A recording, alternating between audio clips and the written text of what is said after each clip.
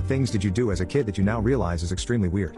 1. I used to eat tissues as a kid. My mom found out one day and yelled at me to stop, as any sane parent would do. So I started eating them in secret, sneaking away with a tissue box to another room to eat a tissue or two. Until one day when I was about 5 years old I had to go to the hospital.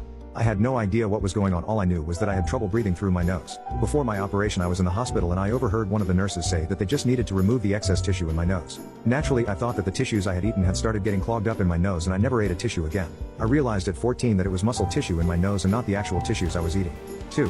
When I was around 8 years old I liked the way clean towels tasted. Something I really enjoyed was putting a towel over a straw and drinking Kool-Aid through it. My mother wasn't a fan of having white towels covered with red spots, so she put a stop to it pretty quick. 3.